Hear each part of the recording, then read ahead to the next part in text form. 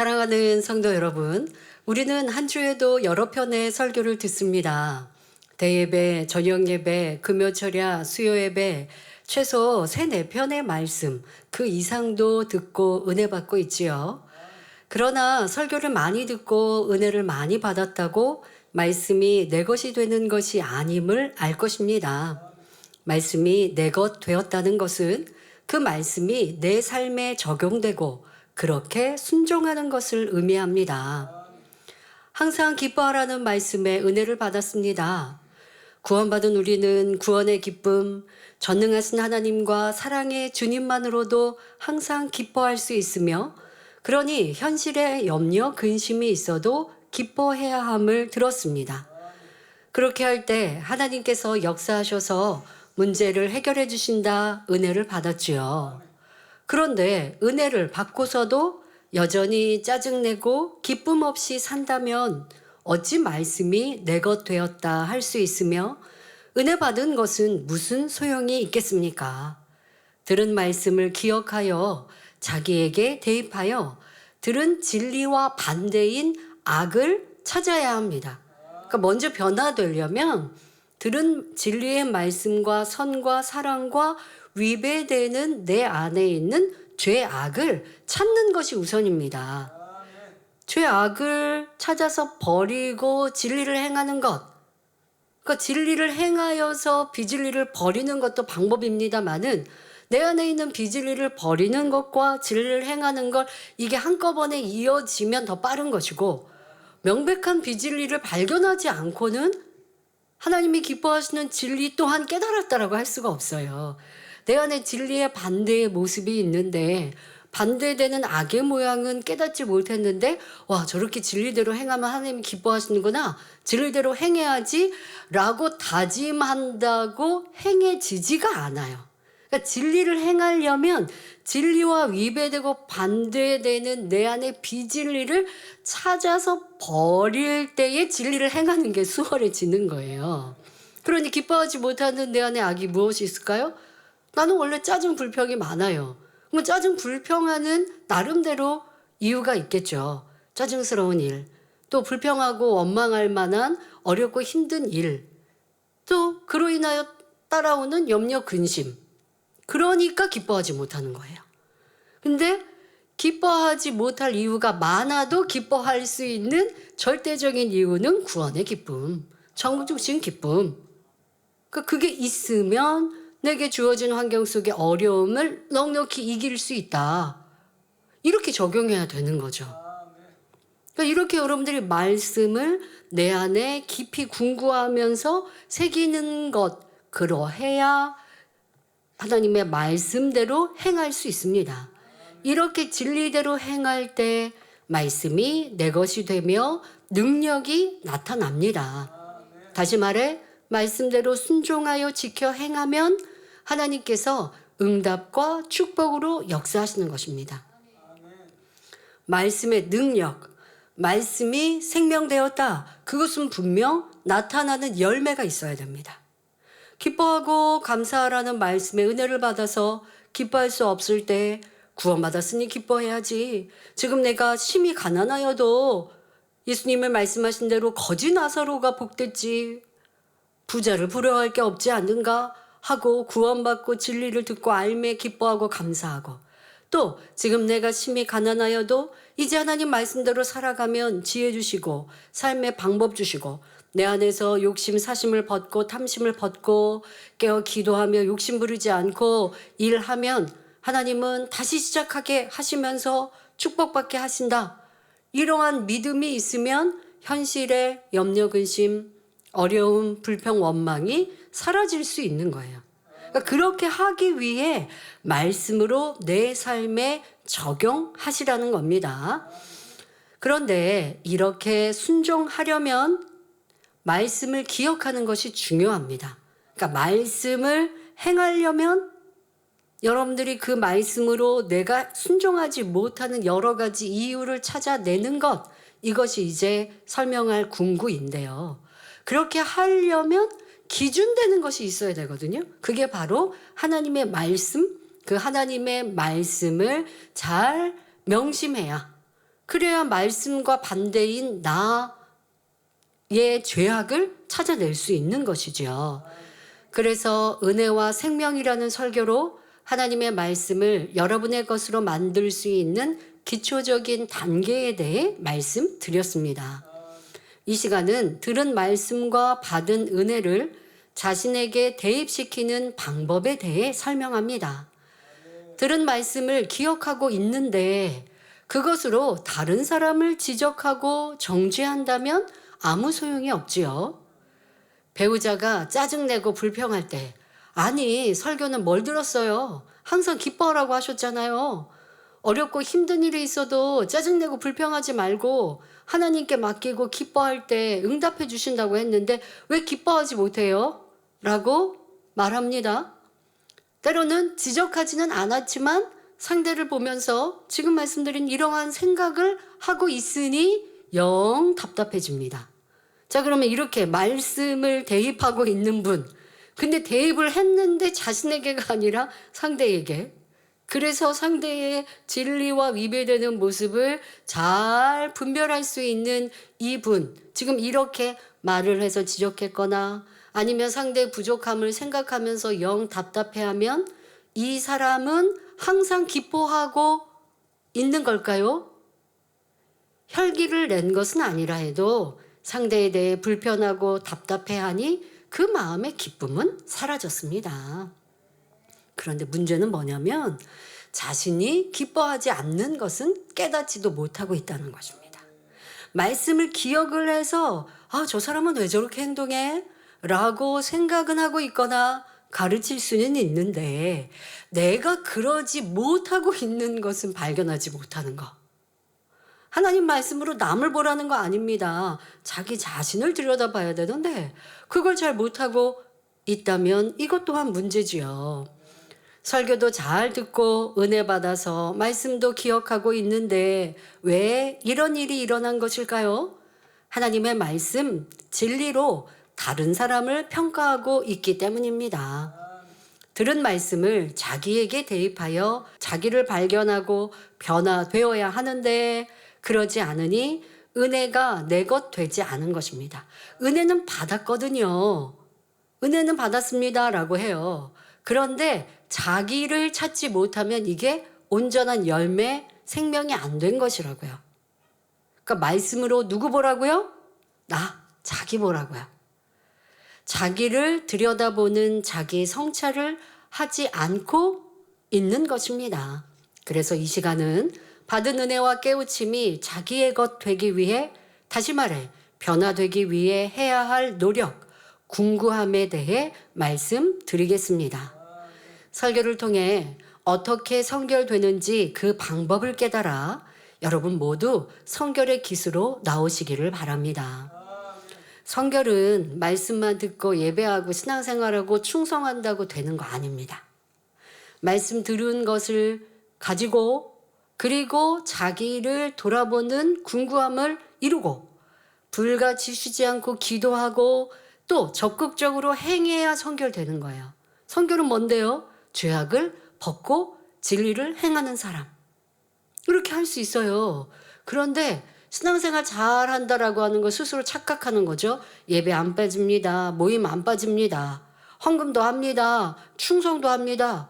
그러니까 신앙생활 잘했다고 하지만 하나님께는 그런 사람을 신앙생활 잘했다는 게 아니라 말씀을 듣고 성결되는 사람, 말씀을 듣고 지켜 행하는 사람이 신앙생활 잘한 것입니다.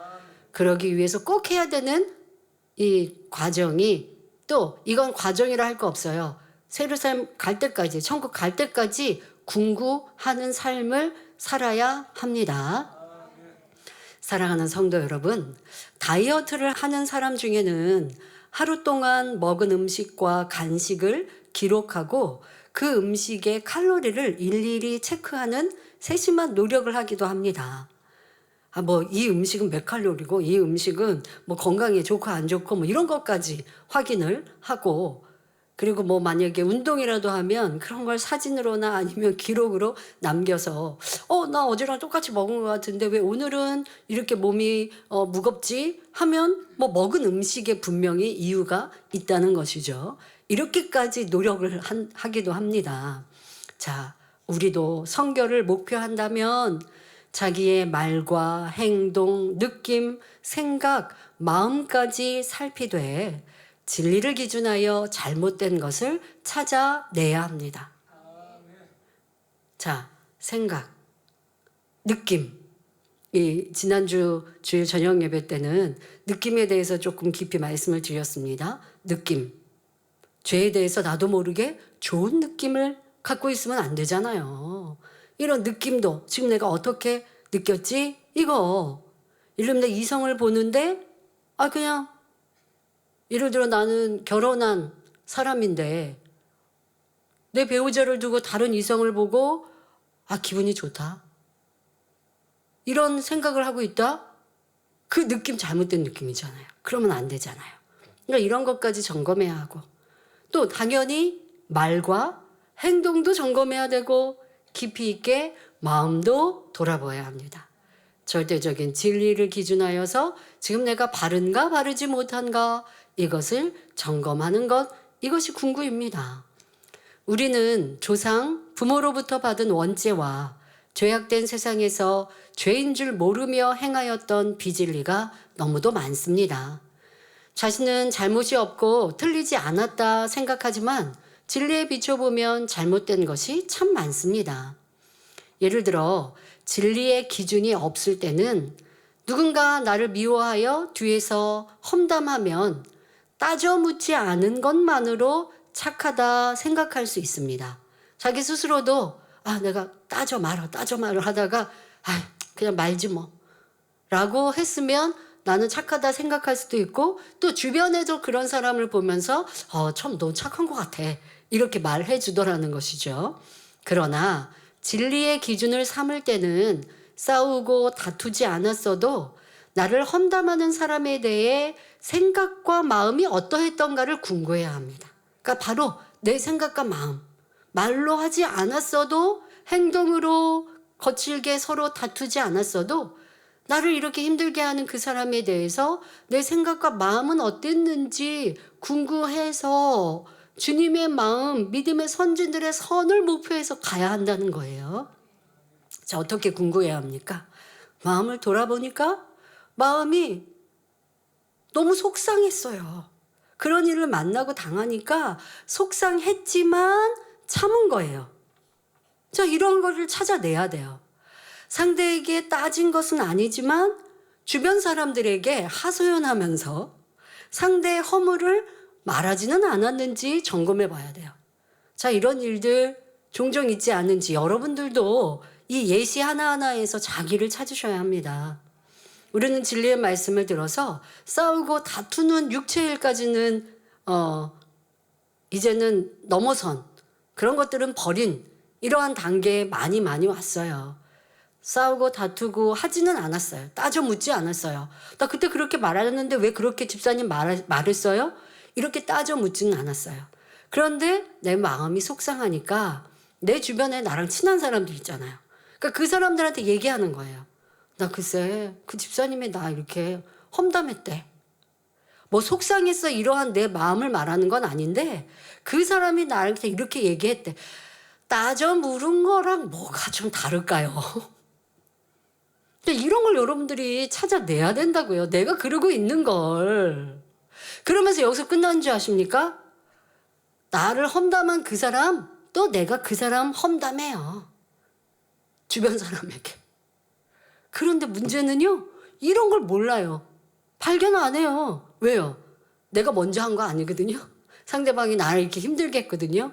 단지 나는 따져 묻지 않았으니까 조금 그 사람보다 낫다고 생각하는데 나을 거 하나도 없습니다. 다도 다른 사람은 내 하소연하면서 그 사람한테 나 힘들게 한 사람 근데 그 사람 나한테만 이런 거 아니야. 다른 사람도 이렇게 좀 힘들게 말하더라. 하기도 하고 만약에 나랑 대화하는 그 사람한테도 그 사람 좀 뭔가 얘기한 게 있어요. 그러면 집사님한 좀 집사님도 험담하는 것 같아. 이런 속으로 또 사이도 벌어놓게 이간질하고 보태서 이렇게 악을 바라는데 가서 내가 따져 묻지 않았다고 스스로는 잘한 줄 알고 있지만 너무나 많은 지금 악과 죄를 쌓고 있는데 이런 것들도 깨달지 못해요. 여러분, 이거는 육체의 일 아닙니까? 이 또한 육체의 일인 거예요. 입으로 불평하고 상대에 대해서 나도 같이 험담한 이러한 모습 육체의 일이에요. 그런데 한 가지의 잘못은 안 했지만 그 뒤에서 다른 잘못을 하고 있는데 이러한 악을, 이러한 죄를 발견하지 않으면 어떻게 선결됩니까? 가서 나를 힘들게 한 사람하고 싸우지 않은 이 육체의 일을 안 했을 뿐 뒤를 돌아서는 다른 또 죄를 짓고 있는데 그냥 넘어가고 있습니다. 자, 이런 경우도 있어요. 다투거나 악을 행한 것은 없습니다. 뭐 지금 말한 것처럼 다른 사람에게 하소연하고 험담하고 이렇게 안 했어요. 자, 그런데 시간이 지나서 상대의 실수가 보이니까 큰 소리로 내가 그 사람에 대해 지적을 하고 있는 이러한 사람도 있습니다. 그러니까 제가 보니까 어떤 A라는 사람이 B라는 사람에 대하여서는 유독 불편해하는 거예요. 그래서 제가 A라는 그 사람한테 왜 B라는 사람의 다른 여러 사람들보다 B라는 사람에 대해서는 유독 그런 것 같은데 무슨 이유가 있습니까? 라고 이제 깨우쳐주기 위해서 대화를 하다 보니까 처음에는 아니래요. 처음에는 아니래요. 그냥 잘못한 거 있어서 지적했고 아니면 상대의 의견을 반대한 거고 라고 처음에는 변명하죠. 그러다가 아니 내가 전에도 보고 이렇게 해서 정확하게 이제는 아니라고 말 못하게 여러 가지 상황을 그리고 또 저를 또 믿으니까 한 번은 아니라고 했지만 두 번째 제가 얘기하면 궁구해 보는 거죠. 그러고 보니까 제가 권면하고 있는 권면이 맞아요. 다른 사람에 비해서 유독 그 사람한테는 잘못하고 지적할 일이 있으면 큰 소리를 냈거나 아니면 도드라지게 반응을 보이는 자기의 모습인 거죠. 이와 반대인 경우도 있어요. 어떤 경우는 그 B라는 사람에게 유독 내가 힘들어하거나 무서워하거나 이런 경우도 마찬가지로 점검할 수 있습니다만은 그래서 제가 이제 권면을 했더니 자기도 순간 궁금하면서 또 성령께서 깨우쳐 주셔서 순간 떠오른 거예요. 예전에 그 사람이 자기에 대해서 안 좋게 했던 것들이 있었던 거예요. 그게 자기도 모르게 마음 안에 상처로 담아놓은 거예요. 앞서 말한 것처럼 싸우거나 다투거나 부딪힌 일은 없었거든요. 그래서 자기는 이러한 마음에 상처가 남은 걸 잊어버리고 있었어요. 그런데 제가 대화하다 보니까 맞아요. 전에요 그분이 저를 이렇게 야단을 쳤거나 아니면 나를 뒤에서 이렇게 힘들게 한 일이 있었는데 그래서 내 마음이 그 사람을 불편해하고 있나 봐요. 그제서 깨닫더라고요. 이렇게 깨달은 건 축복이에요. 그러니까 이렇게 자기를 들여다봐야 돼요. 그런데 이때 들여다보지 않는 이유가 뭐냐면 저 사람이 잘못했으니까 내가 권면한 건데요 라고 자기의 행동을 포장하고 있는 거예요. 그러니까 더 발견을 못해요. 그런데 진리의 말씀으로 깊이 점검해 보면 내가 특별히 그러한 이유가 있는 거죠. 이거를 찾아내야 돼요. 어떤 사람에게는 미운 감정이 또 아까 말한 것처럼 지적받고 권면받은 것이 상처로 마음에 있거나 아니면 상대에 대해 시기 질투하거나 그러니 유독 그 사람에게 대해서는 내가 경계하고 있는 것이 이렇게 시간이 지나서 나오기도 하고 어떠한 상황 속에 드러납니다. 분명 드러나거나 아니면 이게 말과 행동이 아니어도 내 느낌과 내 생각과 내 마음은 달라요. 이걸 찾아내는 것이 진리로 궁구하는 삶입니다. 이런 경우도 있습니다. 상대가 윗사람에게 혼이 나니까요. 나도 모르게 마음이 시원해지는 거예요. 왜요? 나를 뒤에서 험담했던 사람이. 그러니까 나를 뒤에서 험담했던 사람하고 내가 싸우고 다투고 겉으로 드러나도록 원수 맺지는 않았는데 그 사람이 실수를 하거나 윗사람에게 혼나니까 괜히 내 마음이 시원해. 내가 그럴 줄 알았어. 내가 지적 안 하니까 이렇게 또 드러나네. 뭐 이러한 마음과 생각이요. 오랫동안 자리 잡고 있는 것도 아니에요. 이게 순간순간 벌어지는 상황입니다. 자, 이렇게 벌어지고 있는 내 생각과 마음을 진리로 비춰보아야 합니다. 여러분, 우리의 생각으로는요, 여기에서 순간 저 미국도 갈 수 있고요. 순간 여러분들이 어디 여름에 휴가를 아주 해외 멋진 나라에 다녀왔어요. 순간 여기에서도 내가 그 나라 내 생각으로는 다녀올 수 있어요. 생각과 마음 안에는 참 많은 일들이 벌어집니다. 그것을 진리로 점검해야 합니다. 자, 지금 말씀드린 이렇게 누가 나를 힘들게 했는데 싸우고 다투지 않았지만 벌어지고 있는 내 마음과 또 지금 말씀드린 비유해드린 이러한 상황들, 그렇게 내가 말한 것, 이런 마음은요, 악이요, 미움, 불편함에서 나온 감정입니다. 이렇게 행함으로 죄를 짓는 육체일 뿐 아니라 여러분의 마음과 생각에 있는 죄악까지 발견하는 것이 성결의 시작입니다. 이것이 궁구하는 신앙생활이지요. 궁구란 속속들이 깊이 연구한다는 뜻입니다. 단어의 의미가 그러합니다. 속속들이 깊이 연구한다. 바로 여러분의 생각, 느낌, 마음을 속속들이 깊이 파헤쳐 비진리와 악을 찾아 버려야 하는 것입니다. 쉽게 좀 발견되면 너무 좋잖아요.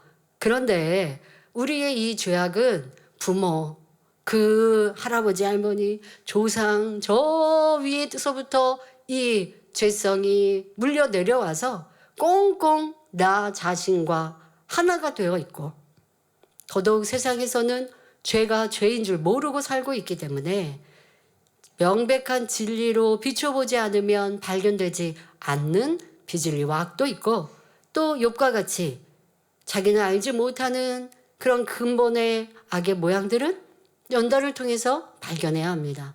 그런데 심한 연단을 안 받고 진리의 말씀으로 발견할 수 있으면 더 좋지 않겠습니까? 그러기 위해서 궁구하는 거고요. 또 연단을 받을 때에도 궁구하는 사람과 궁구하지 않는 사람의 결과는 다르기 때문에 꼭 궁구하는 삶을 살아야 성결될 수 있고 하나님이 원하시는 참 자녀가 될 수 있습니다. 자, 이렇게 궁구하는 삶을 살아야 하는데 이 궁구할 때 기준은 진리의 말씀입니다. 이게 너무 중요합니다. 자기 생각으로 자기의 생각이 옳다 그르다 하면 안 되는 것이고 오직 진리로 기준해야 합니다. 다른 사람과 비교하거나 세상에서 말하는 선이나 가르침으로 잣대를 삼으면 자기를 발견할 수 없습니다. 자, 세상에서는 정신, 마음의 건강을 위해서 불편하고 답답한 일을 담아두지 말고 상대에게 잘 설명하고 표출하라고 말합니다. 짜증하고 혈기 내라는 것은 아니지만 자기 입장을 설명하고 상대에게 이해를 구하는 것이 지혜롭다고 강의하죠. 지금 내가 상대에게 불편했던 일들, 내가 상처받았던 일들, 이것을 상대에게 설명을 해서 또 다음에 그런 일을 만나지 않도록 부탁하라는 것이죠. 하지만 세상에서는 이렇게 말하는데 진리에서는 뭐라고 말합니까? 자기 안에 불편한 감정은 악이래요. 내 잘못이래요. 상대방이 나 먼저 때렸는데 그거에 대해서 불편해하면 내 잘못이래요. 악이요? 기도하며 버리라고 가르칩니다. 더더욱 이 재단에서 가르치는 성결의 복음은 누가 오른밤 때리면 왼밤 때라고 하는 진리의 말씀을 그대로 행하라고 가르쳐요. 이런 말씀은 어려우니까 그렇게 하기 위해서 노력해 가세요. 이루지 못해도 노력하기만 하면 됩니다 하지 않고요. 노력이라는 말이 웬 말입니까? 해야죠. 순종해야죠. 이렇게 가르치는 재단입니다. 내 안에 용서와 사랑이 없고 자기 유익을 구하는 마음이기 때문에 불편한 것이니 상대를 탓할 것이 아니라 자기 악을 발견하여 변화되어야 함을 가르칩니다. 이런 말씀을 듣다 보면 참 이 진리의 말씀은 힘들고 어렵고요. 세상 가르침은 편하고 좋습니다. 참 편해요. 하지만 세상에서 말하는 대로 행하면 하나님의 자녀로서 선과 사랑, 믿음의 성장을 이룰 수 없습니다. 악을 바라여 싸우고 자기를 주장하지 않았다 해도 양보하고 희생하지 않고 베풀고 낮아지지 않는 모습은 세상 사람 중에 착한 사람일 뿐, 그건 세상 사람 중에서 착한 사람일 뿐 하나님의 사랑받는 선한 사람이 되지 못합니다. 그러니까 행함으로 악을 바라지 않고 그런데 마음 안엔 다 있다고요. 불편함도 미움도 시기 질투도 교만함도 왜 나는 좋은 자리에 앉으지? 그러면서 여기 앉으세요. 양보합니다. 근데 내가 양보했으니 나도 몇 번 양보했으니 상대방도 좀 그래야 되지 않나? 양보해놓고 좀 마음이 이러한 불편함 있는 거. 세상에서는 마음 속 모르니까 그냥 말과 행동으로 보면 저 사람 되게 착하다 인정해요. 그러나 하나님은 내 마음 중심 다 보고 계시기 때문에 너 양보했는데 마음에선 좀 서운했지? 이렇게 보고 알고 계신단 말이에요. 그러니까 이런 마음을 변화시켜야 진정한 선한 사람, 성결한 사람, 하나님의 자녀가 될 수 있습니다. 자, 우리가 그러면 이 진리의 말씀을 세상 가운데 적용하면 참 세상에서는 맨날 양보하고 베풀고 줘야 되니까 손해만 볼 것 같습니다. 악한 사람들에게 당하고 빼앗기라는 것입니까? 그렇지 않죠. 항상 성령의 주관을 받고 진리로 분별하여 악한 길에 서지 않고 불의와 동조해서는 안 됩니다. 하지만 내게 불편하고 유익이 되지 않는 일이라도 상대를 도와주고 힘이 되어주는 것은 선이요 사랑이죠.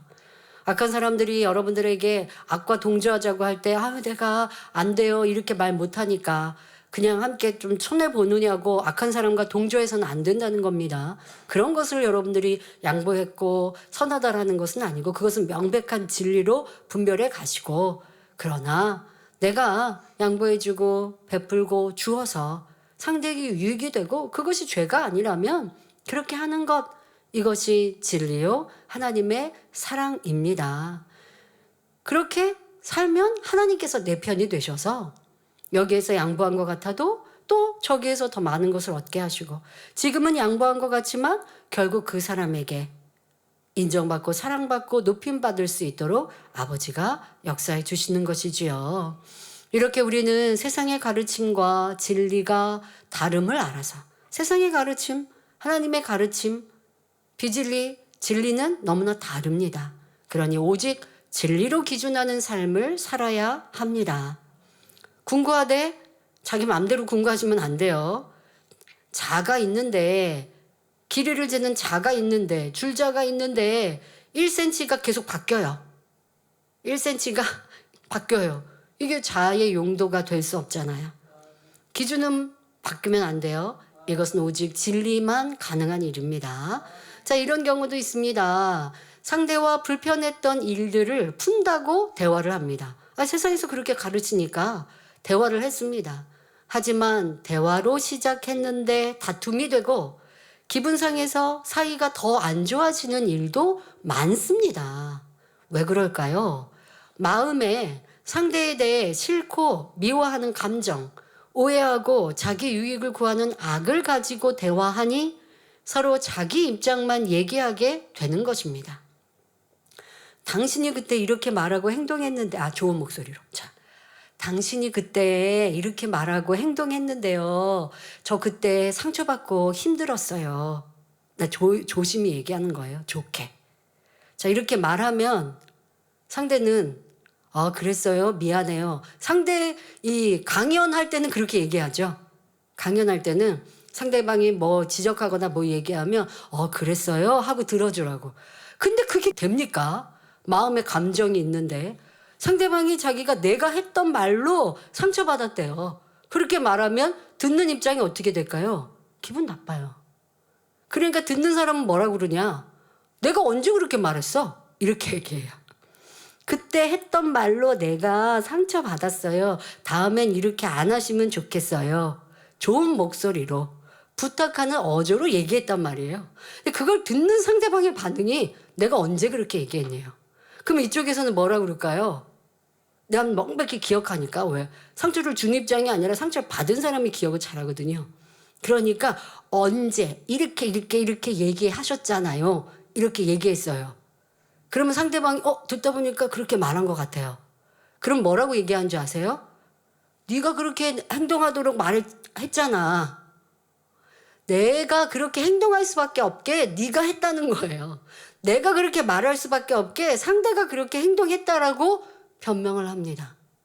이렇게 말하니 싸움으로 번질 수밖에 없지요. 왜 그럴까요?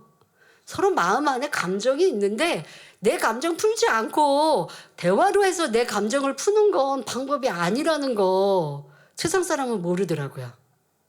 그러니까 좋은 어투로 얘기하거나 뭔가 분위기가 좋게 대화하면 내 감정, 상대 감정이 녹아난다라고 생각하지만 결코 그러지 않아요.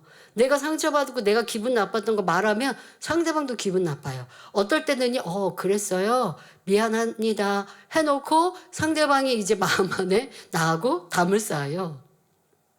여러분, 진정 문제 해결, 화평은 주님의 용서와 사랑으로 내 마음을 돌아보아 오해, 미움, 자기 유익을 구하는 마음, 사랑받고 싶은 마음을 발견하여 내가 변화되어야 합니다. 상대가 어떠하든 내가 먼저 변화되면 굳이 내 입장을 설명하지 않아도 평안이 임하며 용서할 수 있고 양보할 수 있는 사랑의 힘이 생깁니다. 그런데 내 마음이 부글부글 끓어요. 부글부글 끓을 때 말하지 않으면 이거 굉장히 힘들어요. 그러니까 상대방한테 말하지 않더라도 주변에 하소연하게 된다고요. 말 안 하면 터질 것 같아요. 그러니까 세상에서는 터지니까 어떻게 터져요? 화병으로 터지기도 하고 너무 화가 나면 혈관으로 터지기도 하니까 말로 표현을 하든지 아니면 상대방과 말로 표현 안 해도 그렇게 하는 경우도 있죠. 사람에게 안 하고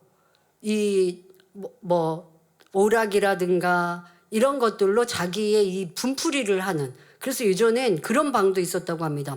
노래방 이런 것처럼요. 스트레스 푸는 방법 중에 물건들, 가전제품, 아마 가전이겠죠.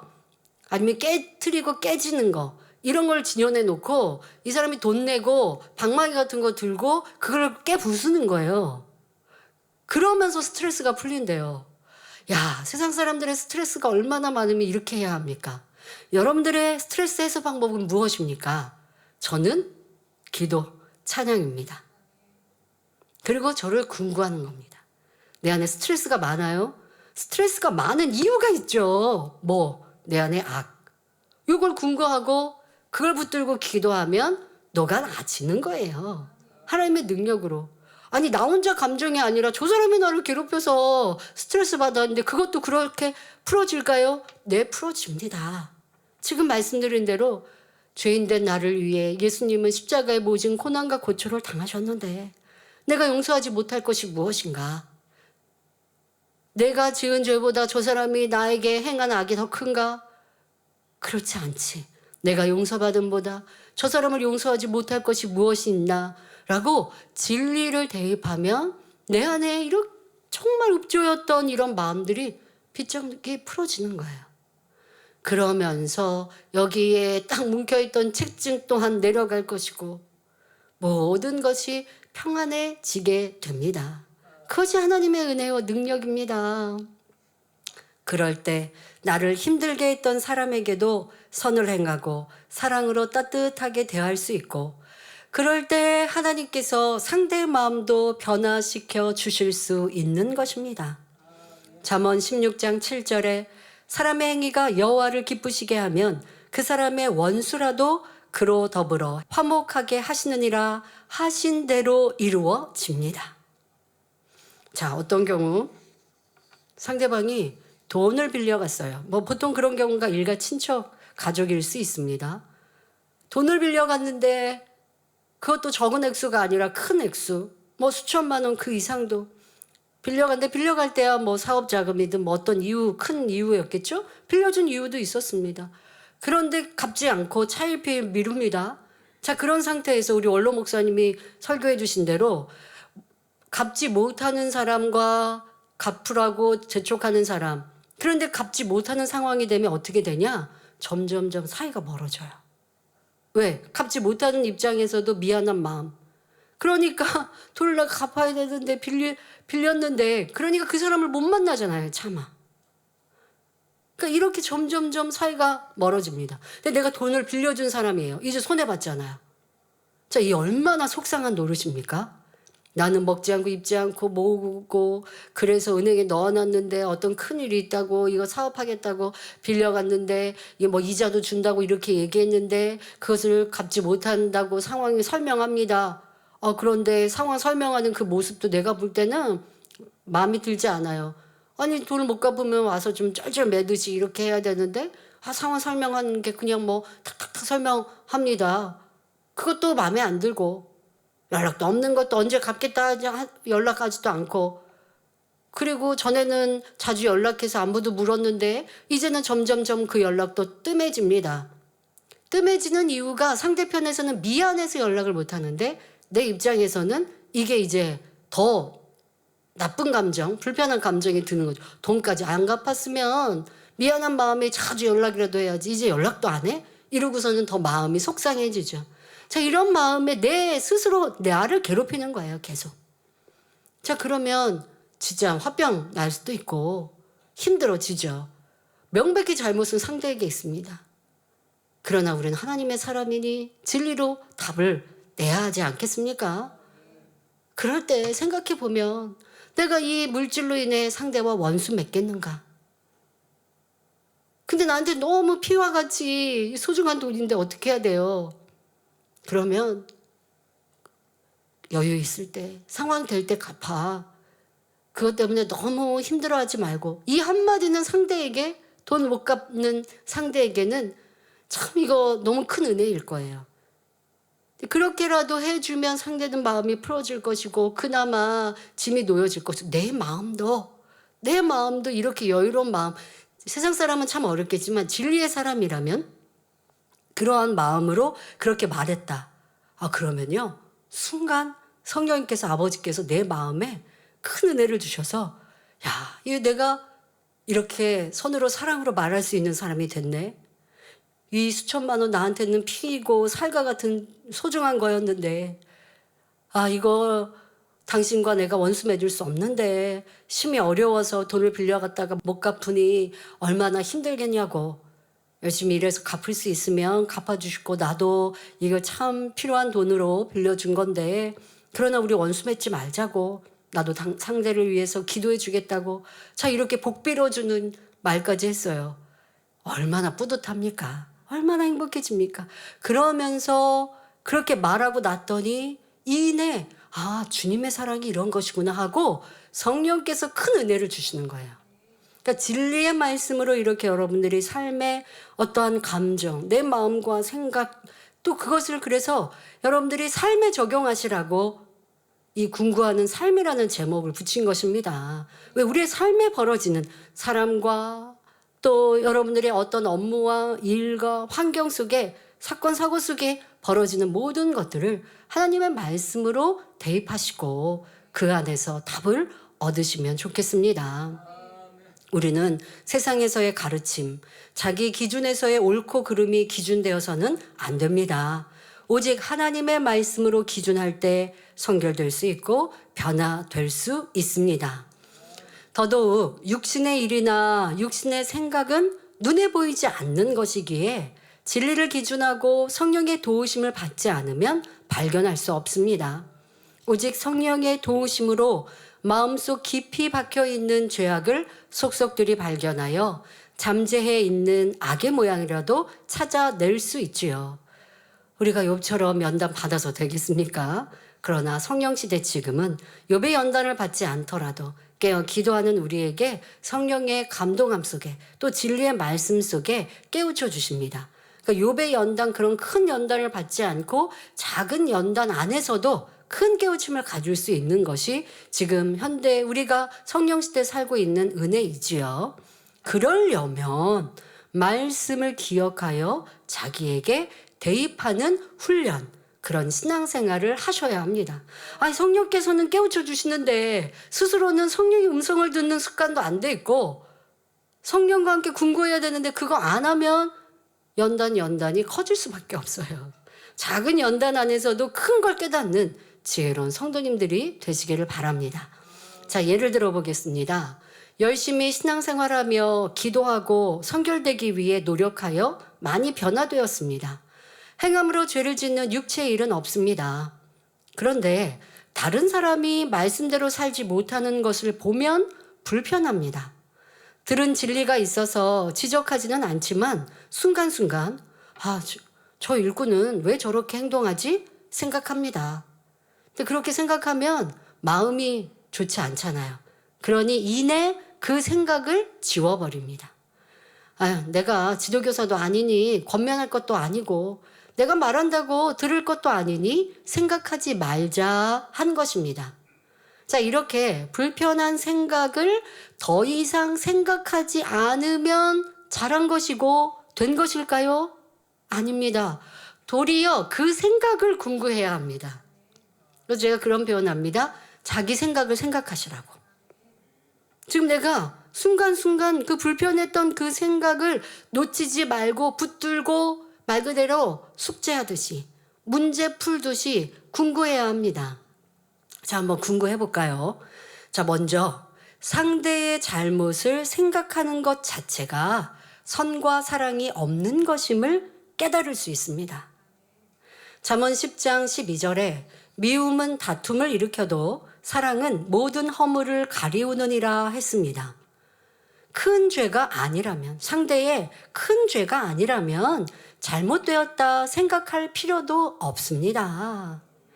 때로는 성격이나 표현법이 다른 것뿐인데 내 기준으로 상대를 평가하고 불편해하고 있지 않은가, 이렇게 점검해 보아야 합니다. 내 안에 상대보다 내가 더 낫다는 교만이 있어서 상대가 큰 잘못을 행한 것도 아닌데 불편해하고 있지 않은지 궁구해 보아야 합니다. 자, 여러분들이 이걸 하셔야 돼요. 나는 진리에 대해서 아주 박사여서 상대방이 잘못한 거를 잘 지적하고 권면하고 상대방의 부족한 것을 잘 찾아낼 수 있을까요? 아닙니다. 사랑이 없어서 그러고 있다라는 것도 찾아내어야 합니다. 사랑의 마음을 가지면 불편할 것도 싫을 것도 답답할 것도 많이 없어져요. 믿어주고 바라봐주고 잘 되기를 기원해 줄 수 있는 그런 마음이기 때문에 정말 그가 사망으로 가는 죄라면 보고 권면해야 되고 또 지도교사님, 교구자님께 알려드려야 되지만 그렇지 않은 일이라면, 그렇다고 해서 교회 안에서 누구 지적 권면하지 말라는 거 아닙니다. 사랑으로 해줘야 돼요. 지금 설명합니다마는 사랑이 없기 때문에 또 권면도 안 하는 거니까 이러한 내 모습을 발견해야 합니다. 자, 또 이런 상황에서 또 궁구해야 돼요. 자, 무슨 궁구가 필요하냐? 아까 내 생각 속에 내가 권면해도 듣지 않을 텐데 라고 했던 생각. 자, 이 생각 자체가 이미 상대를 정죄하고 있는 것입니다. 바로 상대는 남의 말을 잘 듣지 않는 사람이라고 내가 정해놓고 있는 거예요. 그런데 그렇게 순간 정죄하는 생각을 해놓고도 나는 몰라요. 그냥 그 사람이 그렇다라고 하지만 아니에요. 내가 그렇게 생각하고 있는 거예요. 자, 또 꼭 지적할 일이라면 지적해야 하는 것이 사랑입니다. 그런데 사랑이 없으니 상대를 위해서 해야 할 말도 하지 않고 있는 것입니다. 그러면서 화평하기 위해 말하지 않는 것처럼 생각하죠. 이걸 제가 이런 표현했습니다. 착한 사람 코스프레 한다. 내가 말하면 저 사람이 싫어하니까 말 안 하는데 그냥 말하지 말지 라고 하는 게, 내가 이거 권면해야 되는데 권면하는 거, 여러분 제가 그런 표현, 아니 누구 지적하고 권면하는 거 쉬운 사람이 어딨냐고. 좋은 말만 하면 좋죠. 그러나 서로 발전을 위해서 꼭 필요한 것은, 여러분 발전을 위해서 그냥 내 눈에 띄어서 권면하는 건 하지 마세요. 왜? 내 눈이 바른 것만은 아니거든요. 이런 누가 특성을 했는데 왜 저렇게 해? 이런 거 여러분, 그거 내가 사랑 없어서예요. 생각해 보세요. 그 사람은 최선을 다한 거거든요. 근데 그걸 왜 그렇게 해야 하면 그 사람이 이제 기운 빠져서 특수 못 할 수 있어요. 제가 그런 생각 해봤다니까요. 어떨 때 이렇게 시장에 옷을 사러 갔는데요. 뭐 남대문 동대문 시장 이런 데 이렇게 옷을 사러 갔어요. 그런데 어떤 옷들은요, 제가 보기에 뭐 저런 옷을 파냐? 제가 순간 그런 생각을 한 적이 있어요. 그때 제가 그 생각에 아차 했어요. 저걸 디자인한 사람은 예뻐서 한 거거나 아니면 자기의 개성으로 한 거예요. 그러면 제가 그렇게 생각하는 자체가 그걸 무시하는 거잖아요. 내가 모르는 사람이지만 아니 모르는 사람을 왜 무시합니까? 이거 내가 굉장히 내가 패션에 뛰어난 사람인 것 같고 내 스스로가 그렇게 생각하고 사는 건 아닌데 내가 그렇게 생각을 했다는 거죠. 뭐 저런 옷을 파냐? 이렇게 생각하고 있는 거. 와, 이렇게 순간 내가 이러한 교만한 생각을 하고 있구나. 그런 생각을 한다고 하면 이건 평가하는 사람 아닙니까? 그거 디자인한 누군지 모르는 아무개를 나도 모르게 무시하고 있는 거예요. 왜 이런 생각을 해야 되지? 이런 쓸데없는 생각을 내가 왜 하지? 그런 거 있죠. 어디 시장을 갔어요. 아니면 뭐 시내를 나갔어요. 근데 사람이 너무 많아요. 그래서 길 가는 게 불편해요. 그러면 사람들은 아니 왜 사람들이 이렇게 다 밖에 나와서 이렇게 복잡해? 자기는요? 자기는. 그렇게 생각하고 있는 뭐 비난이라고 얘기하진 않지만 어쨌든 불편한 생각을 사람이 많아서 내가 불편한 걸 불편하게 지금 얘기한 거 예쁘게 얘기한 거 아니잖아. 야 여기가 너무 좋아서 사람들이 많이 나왔네 이렇게 얘기한 게 아니라 아니 사람들은 뭐 나쁘게 얘기하면 뭐라고 그러죠? 왜 집구석에 안 붙어 있고 밖에는 뭐 별을 볼 참 나쁘게 얘기하고 안 예쁘게 표현하는 사람도 참 많아요. 자기는요. 자기도 집에 있지 왜 밖에 나와갖고 저 사람에게 나 때문에 불편할 텐데. 그러니까 이렇게 우리가 무의식 중에 생각하는 내 생각이 진리인가 비진리인가 악한 생각인가 선인가 점검해 가야 돼요. 아니 뭐 그런 생각이 뭐요? 그런 생각이 뭐가 되는 거예요. 그런 생각이 판단이요. 그런 생각이 정죄요. 그런 생각이 내 안에 있는 악이 쌓여서 생각으로 나온 것이에요. 입술은 지키고 행동은 지키는데 생각은 여전히 그냥 마음껏 악을 바라고 있다면 악을 생각하게 만들면 언제 선한 사람이 되고 언제 성결한 사람이 되겠습니까? 이러한 것들도 점검하고 돌아보아야 합니다. 그래서 우리 성도님들이 꼭 필요한 권면과 꼭 해야 되는 이러한 사랑의 지적들 하지 않는 거 그러면서 상대가 싫어할까 봐 상대가 싫어한다라고 하는 정죄부터 잘못이라니까요. 이거는 착해서 선해서가 아니라 착한 사람 코스프레를 흉내를 내고 있을 뿐 선이 아니라는 것도 알아야 합니다. 더 나아가서 진리와 의에 대해서 또 그냥 저 사람이 권면 안 한 건 그대로 끝난다 할지라도 진리와 의에 대해서 하나님의 나라가 해방되거나 불의한 상황에서 또 이런 사람은 물러날 수 있거든요. 그러면 이건 비겁한 사람이요. 적극적이지는 않았지만 불의와 동조하는 악이죠. 그러니까 이렇게 될 수 있는 거예요.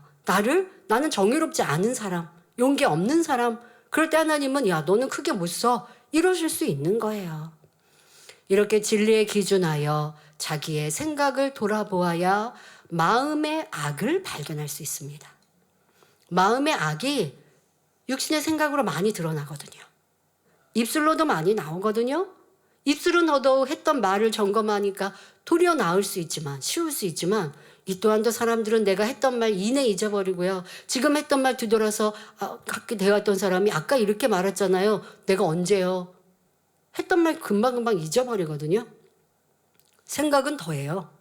생각 속에 악한 생각 많이 해놓고도 그 악한 생각은 어디서 나온 거예요?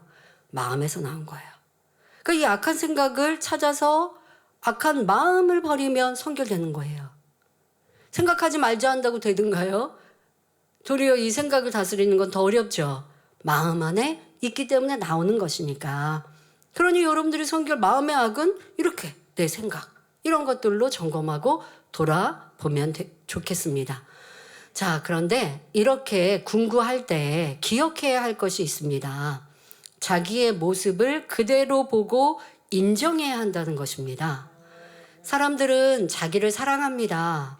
그러니 자기의 잘못이나 실수에 대해서는 다 이유가 있고, 내로남불이라는 신조어처럼 남의 잘못은 심히 크나 자기의 잘못은 작게 여기거나 잘못이라 여기지 않습니다. 이런 자세로는 선결될 수 없고 올바르게 궁구할 수도 없습니다. 본문 히브리서 4장 13절에 지으신 것이 하나라도 그 앞에 나타나지 않음이 없고 오직 만물이 우리를 상관하시는 자의 눈앞에 벌거벗은 것 같이 드러나느니라 말씀합니다. 하나님께서는 우리의 마음 깊은 것까지 다 알고 보고 계십니다. 겉으로 웃고 칭찬했지만 그 마음속에는 상대를 싫어하고 시기하고 있는 마음도 다 아십니다. 그런데 스스로 아니라고 감추고 신앙생활하면서도 발견하지 못해서 버리지 않는다면 주님 만났을 때는 변화될 기회가 없습니다. 내 마음에 분명히 악이 있는데, 그래서 생각으로나 입술로나 어떤 경우는 표정에서도 드러나거든요. 드러나는데 내가 인정하지 않아요. 왜 인정하지 않는다고요? 자기만의 다 이유가 있어요. 나는 그럴 만한 이유가 다 있어요. 자, 그래 버리니 이유와 변명되고 자기 인정하지 않는 모습. 또 내 악의 모양들은 그렇게 크게 보이지 않는 이러한 모습으로 자기를 발견하지 못하면 지금 감추고 지금 없다고 가리운들 없어진 것도 아니요, 없는 것도 아니요. 언제 드러나느냐? 심판대에 가서 다 드러나게 되는 거예요. 그때는 내 마음에 있는 모든 것이 드러납니다. 미움이 있는지 사랑이 있는지, 자기를 드러내는 마음인지 무익한 종의 마음인지, 간음이 있는지 판단 정죄가 있는지 숨길 수 없습니다. 그러니 인간경작 받는 지금 이 시간이 선결될 수 있는 기회입니다. 열심히 예배하고 기도하며 모이기에 힘쓰고 충성했는데 마음의 할례는 하지 않거나 선결되기 바라면서 자기를 감추고 인정하지 않아서 변화가 더디다면 주님 만났을 때 크게 후회할 수밖에 없습니다. 자, 예를 들어 함께 일하는 사람이 칭찬받는데 함께 기뻐하고 칭찬하지 않는 사람이 있다고 합시다. 그런데 생각합니다. 나는 원래 성격이 조용하고 그 사람과 친하지 않아서 굳이 칭찬하지 않은 것뿐이다 생각하고 넘어간다면 성결과는 거리가 멀어집니다. 자신의 상태를 궁구해야 합니다. 먼저 상대가 칭찬받으니 내 기분이 어땠나 돌아보아야 하죠. 그런데 궁구할 때, 그렇게 돌아볼 때는 숨기거나 부풀리면 안 됩니다. 자, 내가 지금 기쁘지 않았어요. 상대가 칭찬받는데 내가 기쁘지 않고 또 상대의 칭찬에 공감하지 않았어요. 이걸 정확하게 찾고 인정해야 돼요. 자기의 감정을 찾아내야 돼요. 지금 칭찬받는데 왜 나는 이렇게 돌아서고 있지? 이런 나를 발견해야 돼요. 그래야 선결됩니다. 제발 여러분, 내 마음, 어떤 경우는 성격에 그냥 그렇게 살아왔어요. 그래서 발견 안 하는 사람도 있고, 또 발견하는 거요 되게 귀찮아 하시더라고요. 이게 궁금하는 습관이 안 드시면요, 그거 되게 힘들어 하세요. 힘들어도 해야 해요.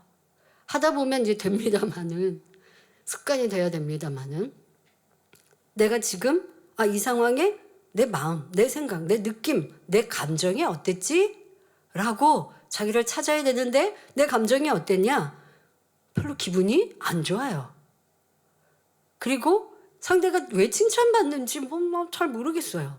자, 그랬다면 상대를 시기하거나 싫어하는 마음이 있을 수 있습니다.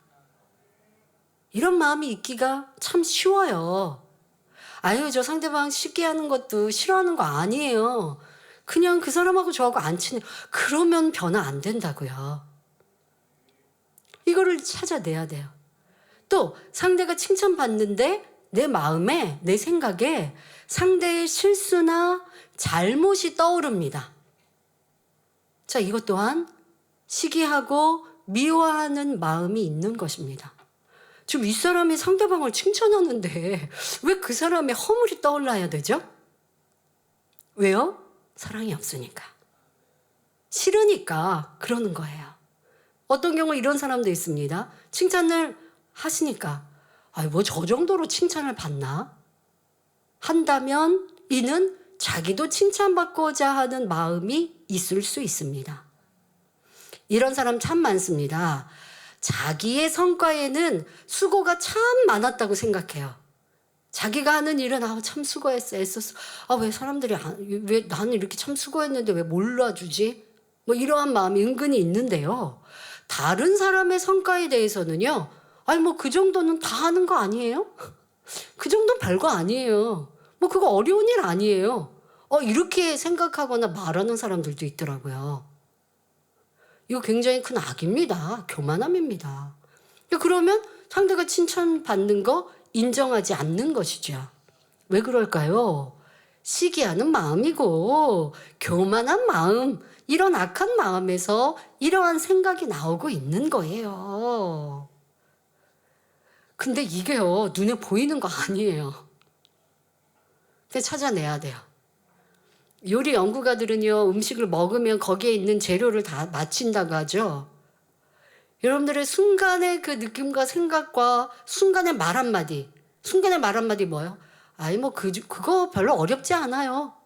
저는 이 상대에 대해서 이렇게 해서 참 칭찬하는데 여기 이 자리에 없는, 예를 들어 A라는 사람에 대해 칭찬을 했어요. 근데 함께 있던 사람이 그거요, 이렇게 하면 쉬워요. 제가 뭐라고 지적은 못하겠지만, 지적은 안 하지만 제가 뭐라고 할 말이 없었어요. 거기에 이어서. 하기 쉬우면 좀 하면 되고, 하기 쉬운 일이라도 내가 볼 때는 어려운 일이거나, 아니면 내가 하기 쉬운 일이라고 상대방이 쉽지 않을 수 있어요. 예를 들어 제가 설교를 하면서 설교 이렇게 하면 쉬워요. 그러면 다른 분들이 얼마나 힘들겠습니까? 그러면 사람들 키우고 할 수 없어요. 그런데 도리어 큰 사람은 어떻게 해요? 그래, 설교 준비하려면 참 어렵지. 나도 처음 설교할 땐 참 어렵고 힘들었어. 이거 말을 실수하면 어떻게, 내가 깨우친 깨달음이 성도들에게도 공감이 될까? 이거 설교하고도 참 이거 내가 잘했는지 모르겠고, 이런 마음이었지. 이게 도리어 개구리 올챙이 때를 기억하는 사람은 겸손한 사람인데요. 이 개구리 올챙이 때 잊어버린다는 한국 속담처럼 그 정도는 쉬워요. 자기도 그거 쉬워질 때까지 어려울 때 있지 않았겠습니까? 그러면 도리어 칭찬하는 사람은 수고했다고, 애썼다고 해야 하는데 그렇지 않죠. 이게 다 교만하고 높아진 마음에서 나오는 생각과 말인데 깨닫지 못하면 변화 안 됩니다. 그러한 악이 크게 죄 지은 것도 아닌데 상대방을 내가 크게 해롭게 한 건 없어요. 칭찬하지 않았을 뿐이죠. 칭찬에 함께 공감하지 않은 것 뿐이죠. 이걸로 끝날까요? 그 사람은 교만해지면 그 다음에 더 큰 죄를 지을 수 있는 거고요. 그리고 지금 그 악 자체가 좋은 천국 들어가는 데는 분명 문제가 되는 것입니다. 이렇게 자기를 겸손히 찾아내야 합니다. 또 내가 이렇게 상대가 칭찬받을 때 이런 생각하는 사람이 있어요. 내가 이랬을 때는 이렇게 칭찬 안 했는데 이렇게 안 해주시더니 하면서 서운한 생각이 듭니다. 이 서운함을 찾았다면 다행입니다. 근데 못 찾고 사람들이 지나가죠. 이런 사람도 있습니다. 상대가 칭찬받을 때 자신은 그만큼 열매 내지 못한 것이 생각나서 힘들어하는 것입니다. 그러면서 뭐라고 생각하냐면요, 겸비한 마음이라고 착각하기도 합니다. 나도 열심히 잘해드리고 싶은데, 예를 들어 당회장님께 힘내드리고 싶고 열매 내고 싶고 한데 그러지 못해서 당회장님께 나가기가 너무 죄송해. 그러면서 겸비한 사람 같고 되게 겸손한 사람 같고 하지요. 아니에요. 내 안에 어둠이 있는 거예요. 이는 진리와 함께 기뻐하는 사랑이 없는 것입니다. 소인배와 같은 작은 마음 때문인데 자기에게 점수를 후하게 주니 정확히 궁구하지 못하는 것입니다. 자기의 행동에 대해서 부풀려서 포장하고 있는 것이죠. 내가 겸비해서 열매 못 내서 너무 죄송해서 지금 얼굴이 이렇게 기쁘지 않아요. 꼭 다른 사람이 칭찬받아서 때뿐만이 아니더라도 내가 좀 잘 못한 것 같으니까 너무 죄송해서요. 그래서 제가 더 열심히 못해요. 그러니까 열심히 해야죠. 근데 이러고 있으면 그런 경우도 봤습니다. 저는 이렇게 어떤 상황에서 권면을 받았어요. 권면을 받았더니 예를 들어서 어떤 행사를 앞두고 일을 잘못해서 권면을 받았다고 해봅시다. 그런데 행사 내 얼굴이 울상이에요. 그러니까 얘기하죠. 권면 받았어도 행복하고 기쁘게 함께 일을 해야지. 그렇게 울상하고 있으면 어떡합니까? 라고 하면 너무 죄송해서요. 그럼 너무 죄송해서 또 잘못하고 있는 거예요, 이 사람은. 그러니까 뭐예요? 자기밖에 모르는 사람인 거예요. 내 표정과 내 행동으로 상대 사람들이 어떠할까? 얼마나 걱정할까? 내가 이런 표정을 하고 이런 모습을 하고 있으면 권면해 주신 분도 얼마나 신경을 쓰실까? 그래서 내가 더 밝고 행복하고 충만하면 없던 일처럼 하면 얼마나 내가 든든하고 힘이 되실까? 이렇게 생각하면 좋은데 마음 그릇이 작으니까 자기밖에 안 보여요. 그러니까 지금 내가 권면받고 지적받아서 그래서 괴로운 게 아니라 상대 윗 어른을 싫어해서가 아니라 그냥 내가 너무 죄송하니까요. 이게 뭐라고요? 소인배 같은 작은 마음. 지금 내가 너무 죄송하고 민망해서 고개도 못 들겠고요. 웃을 수도 없고요. 다른 사람 다 웃고 행복한데 나 혼자 이런 사람 뭐라 그래요? 분위기 깨는 사람. 자기 유익을 구하는 마음. 이렇게 궁구해야 되는 거예요. 내가 지금 힘드니까 분위기 깨고 있구나. 나 때문에 다른 사람이 얼마나 눈치를 보고 할까. 근데 그러지 말고 눈치 주는 사람 말고 더 행복하고 기쁨 주는 사람 돼야지. 이런 마음을 가져서 궁구해야 되는데 그러지 못하는 거죠.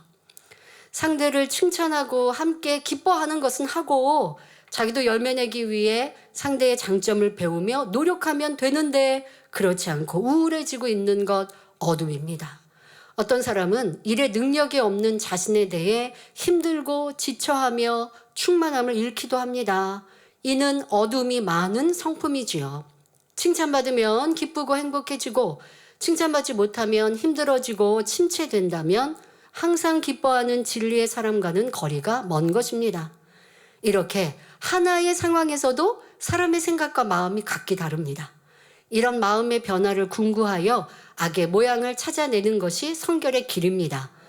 다음 시간에도 우리의 삶에서 진리를 대입하여 궁구하는 방법을 말씀드리겠습니다. 결론을 말씀드립니다. 사랑하는 성도 여러분, 마태복음 13장 44절엔 천국은 마치 밭에 감추인 보화와 같으니 사람이 이를 발견한 후 숨겨두고 기뻐하여 돌아가서 자기의 소유를 다 팔아 그 밭을 샀느니라 말씀합니다.